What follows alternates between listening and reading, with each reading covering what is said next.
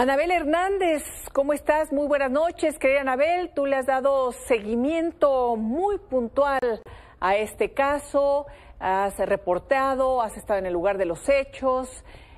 Anabel, ¿cómo estás? Gracias por acompañarnos como siempre. Querida Lisa, buenas noches y buenas noches al auditorio. Gusto en saludarlos.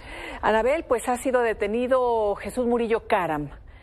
¿Cuál es tu análisis, tu impresión de esta detención? Bueno, sin duda alguna no se puede escatimar que es una detención importante. Sin duda alguna el señor Jesús Murillo Caram tiene una responsabilidad directa en la fabricación de culpables para tratar de desviar la atención de los verdaderos autores de la verdadera noche de Iguala.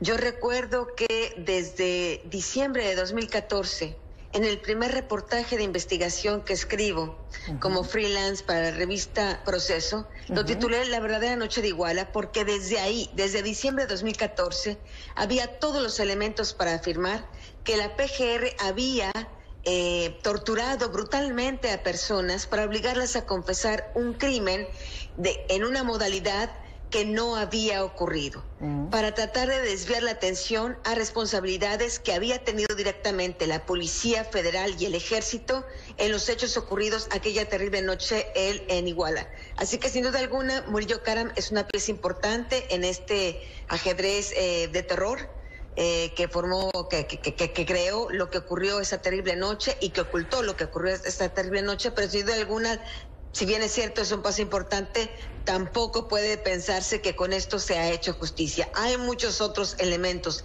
muchas otras personas del nivel de Murillo Caram e incluso más, que deberían de también ser sujetos a investigación, como el propio expresidente Enrique Peña Nieto. No hay más que ver el informe que escribió y redactó valientemente, diría yo, el visitador general de la PGR, César Alejandro Chávez Flores, en 2016. Sí.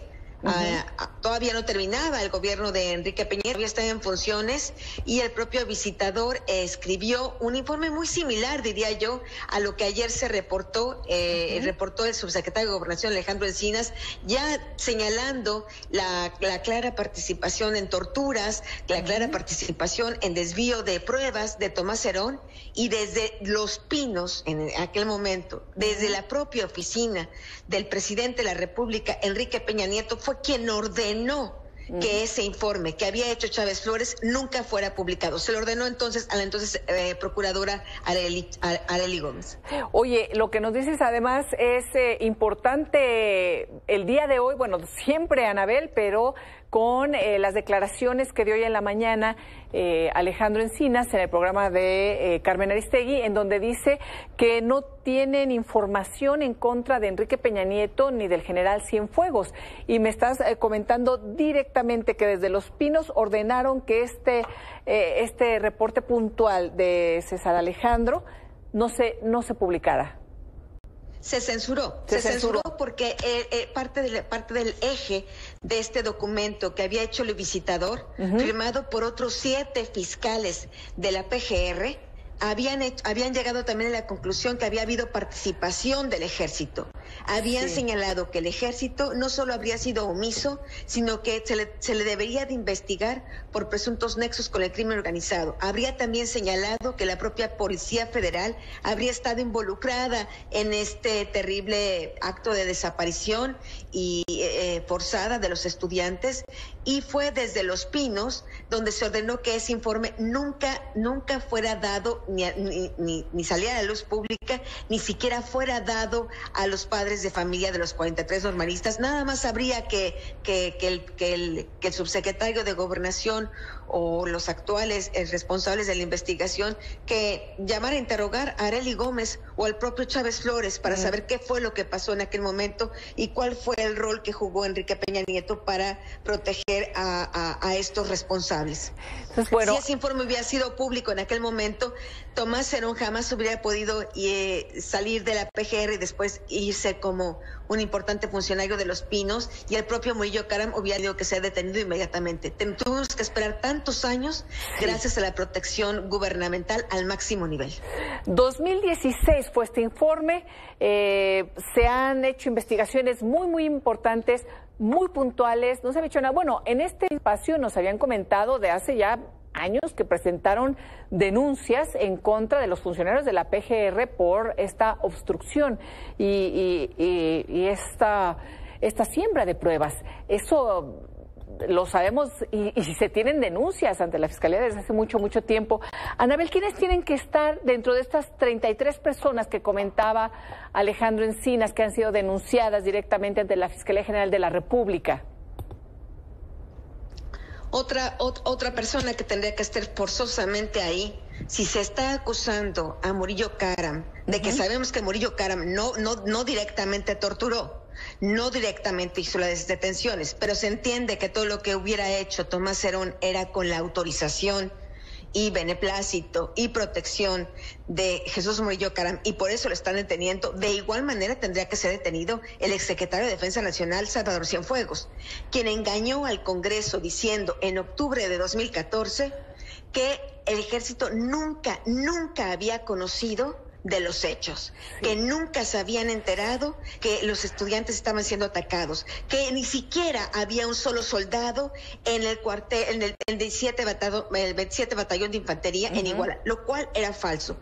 Yo fui la primera periodista que, repito, en diciembre de 2014 publiqué la información de estos reportes del C4, que es el Centro de Comando y Control de Iguala, donde confluían todas las áreas de gobierno, incluyendo la PGR, la Policía Municipal, la Policía Estatal, el Ejército y la Marina, y donde quedaba claro que el Ejército no solo sabía lo que estaba haciendo, sino salió a actuar esa noche y no protegió a los estudiantes y los atacó directamente, de acuerdo a la información que yo pude reconstruir con testigos de los hechos. Sí. Ahora, Anabel, estamos en una situación muy complicada porque, llamarlo de alguna manera, hay un conflicto de interés entre la Fiscalía General de la República y el general Salvador Cienfuegos y el propio gobierno de Andrés Manuel López Obrador, porque fue la Fiscalía la que también estuvo en negociaciones con sus homólogos en Estados Unidos, con la Fiscalía de Barr en la época de Donald Trump, para liberar a Salvador Cienfuegos y para ser juzgado aquí. Y hay que recordar también que el gobierno, el Ejecutivo Federal defendió al general Salvador Cienfuegos, y no es nada más un decir, es que fueron abogados de las Fuerzas Armadas, que son Ejecutivo Federal, fueron la defensa del general Cienfuegos. Entonces, pues bueno, al parecer ahí va a estar muy complicado. Es importante señalar, Elisa, y si me permites llamar la atención del auditorio sobre esto. Ayer en el documento publicado por el subsecretario señalan que hay 26 personas fallecidas o ejecutadas vinculadas al caso. Uno de ellos, señalan, es Pablo Morrugares, un periodista de Iguala que fue asesinado el 2 de agosto. Yo, en su momento, cuando fue asesinado Pablo, yo afirmé categóricamente que era el asesinato de un testigo clave. Pablo Morrugares, una de mis fuentes de información para mi libro La verdadera noche de Iguala.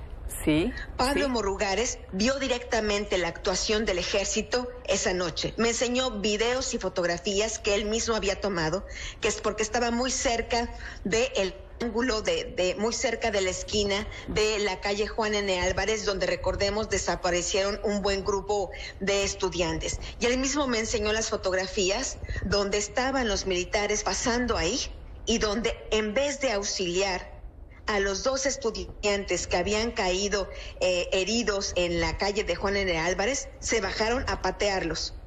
De acuerdo a los propios documentos forenses, a la propia necropsia que se le hace a los cuerpos de los 2 estudiantes que quedaron ahí caídos, balaceados, o al menos uno de ellos, a esa hora que se me señaló Morruganes y me enseñó el video, las fotografías que habría pasado el ejército, al menos uno de ellos 2 estaría vivo.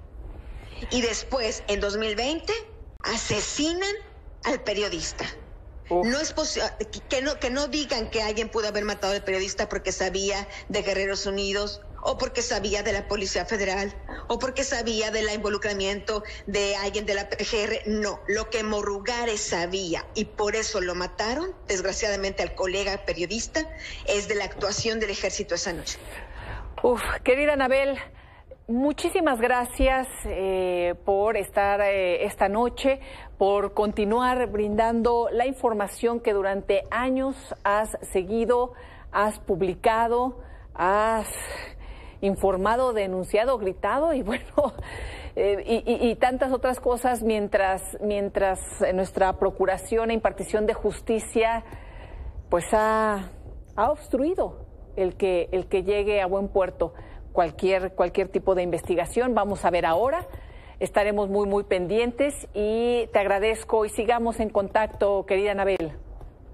Muchas gracias, Elisa. Si hubiera justicia realmente para el caso de los 43 estudiantes, la detención de Murillo Karam es un avance, pero faltarían muchos otros altos funcionarios de aquel gobierno que tendrían que estar en prisión. Saludos. Gracias, querida Anabel. Bueno.